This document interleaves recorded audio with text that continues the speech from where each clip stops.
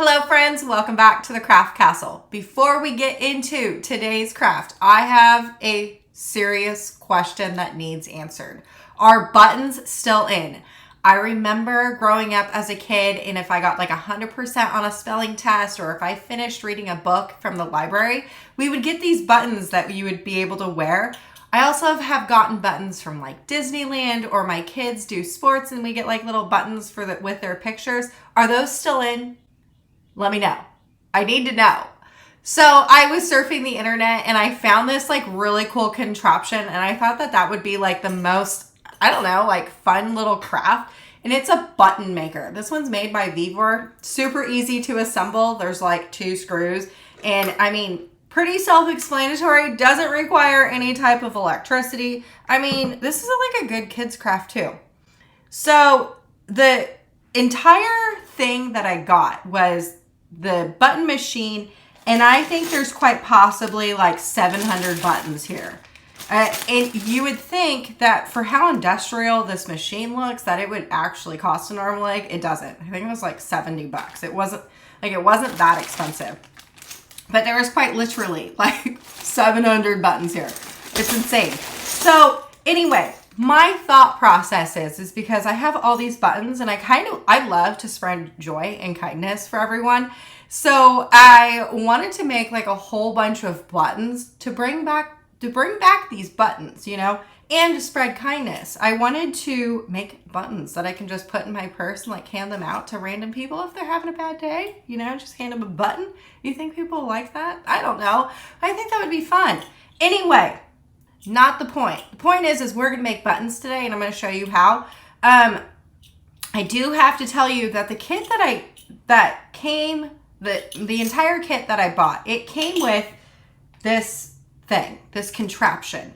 And you would like put it on top of a piece of paper, and then you would use this. There's a really sharp blade here, and you would think it's sharp. I say sharp, and then it hardly cuts my cardstock. So, Anyway, so you like put this around and it like cuts a circle. I tried it and didn't really like it. I don't suggest using this that comes with a kit. There are 2 things that I would suggest, one of which I'm going to show you how to do, and that's just using our Cricut, because I got a lot of Cricut, so I'm just going to utilize my Cricut for this project. But if you don't have a Cricut, getting a 1.5 inch or a 1 1/4 inch punch that you can get for like $2 at the craft store, or even on Amazon, would probably be a lot better than using this thing. Just saying. Also, with the kit came this Panda book. You can see that most of the pages are empty. Why? I don't know. It's very odd. I think like there's some fill-ins. I'm not entirely sure, but I guess you could use this as like your starter. You would use this one depending on the size that you get. I know that with the machine, I purchased a 1.25 button, which is this size. They do sell larger ones, so I think that's why this book has a lot of different sizes. But anyways, I'm not even going to use that, but I just think it's funny, like most of the page. Oh, am I finding more pages anyways, like most of the pages are empty? Weird. Okay. So let's use our Cricuts today, because I think that's going to be a lot better. It's going to make for products to look a lot cuter than this. This is what I tried to do by hand, and you can see that it's just not, this isn't cute. I'm going to make a cuter one. I'm going to make a whole bunch of buttons, and I'm going to put them in my purse, and I'm going to hand them out to random people that seemed to be having a bad day. And hopefully it helps them not have a bad day. Like someone's out there looking out for them. Okay, so the cool thing about this is even if you don't have this button maker, but you want to utilize the file because you like the file, I created it for free. All you have to do in the description of this video, there is going to be a link for Cricut. You just click that link. It's public, so all you have to do is click that link, and then it'll open up Design Space for you, and then you get these magical buttons. Right? This like file for it. So you can use this for anything. I'm going to use them for the buttons. I actually have them sized perfectly for my button size. My button size that I need is 1.25 inches. If you are going to be using this for your button maker, just resize them to the circle that you need. I just have a 1.25 one.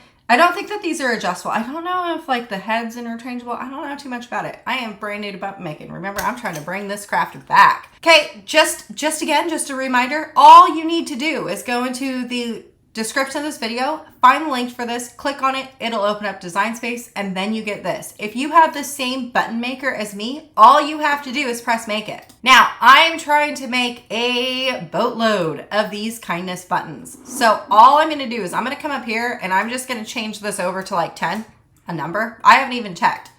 Let's see. I definitely need more than 10. I wanna fill this page up. So let's do 20. 20 seemed like too much. Oh, let's do 15. Oh, you know what? I think we could probably do 16. Let's see. So it says that we can't do 16 because we have 2 right here. However, if we click over here and we select both, like let's just drag our cursor over. We're gonna drag these down. We're gonna highlight them. These 3 dots right here, let's click that and let's go to Move Object. And then we're gonna go up here and we're gonna click that one, the matte one, and press confirm. Now all of a sudden, look, we have these 2 right here. Now I could probably fit one more in there, right? I want to fill this up. I want to make as much as possible and I want to use the least amount of materials as possible. So let's go to 17. Yeah, let's just save those. Let's just say, move it over. Okay, then all I'm going to do is the same steps I did before. I'm going to take these 4 down here, move them down, do these 3 dots, move object, and I go to that one and press confirm. And now all of a sudden we have all of these buttons filling up one whole page. Perfect, that was easy. Then all you want to do is press continue. So generally when I do print then cut projects, I like to stick to high gloss cardstock. The reason for that is just gives it like a really nice and glossy finish. However, when it comes to making buttons, when you make them, there is like this glossy plastic that goes over the top of your print. So I don't think it's necessary to print on high gloss cardstock. So I just have a regular plain old sheet of cardstock, like a thicker piece, in my printer. All I'm gonna do is I'm gonna press send to printer, and I always do system dialog. That is just a personal preference, and then I press print.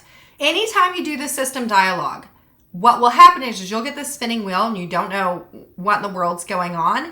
What happened is that system dialog box as always goes into the back of your desktop. Quite frustrating, just know it's back there. Okay, then I always like to select my material and then I don't need to do anything else, so I'm gonna press print. Okay, I'm going to let my printer do the printing and then we'll come back and cut this. Okay, my print has now been printed and for some weird reason, I have some weird black lines on my print. That's okay. The ones that have been messed up, that's fine. I'm gonna put my print on my mat with it being on the top left corner. I'm gonna open up my Cricut and I put this in. Okay, and for this project, because I'm just using a plain sheet of cardstock, I'm gonna go over here to my dial and I'm gonna change this over to cardstock. And then I'm gonna press the fast cut mode because I don't like to cut slow. Then I'm just gonna press the C button. Now that that's done, I always like to test my cuts to make sure it cut good.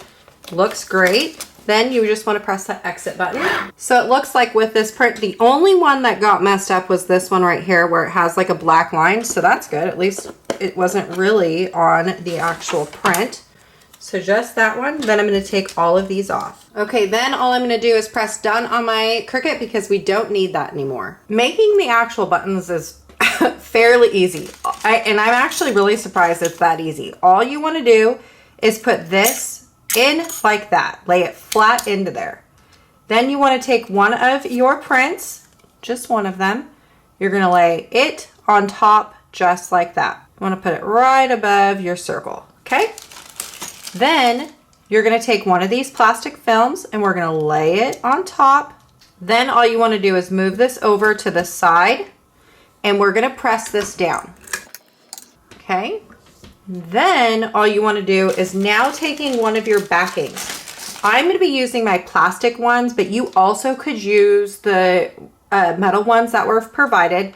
And now this is going to be what pins onto your clothes. So I'm gonna turn it around and see this like weird Z looking thing. I'm gonna make sure that it's facing my direction and I'm gonna put this down. There we go. Now all I'm going to do is slide my thing over, pressing the handle again. Okay, then we're going to slide this back, and look, our button. Look at how easy that was, and how cute. Super simple. How long did that take? Not very long. Okay, so now let's do one of these rainbow buttons. Same steps as before. We're going to take this, flip it down.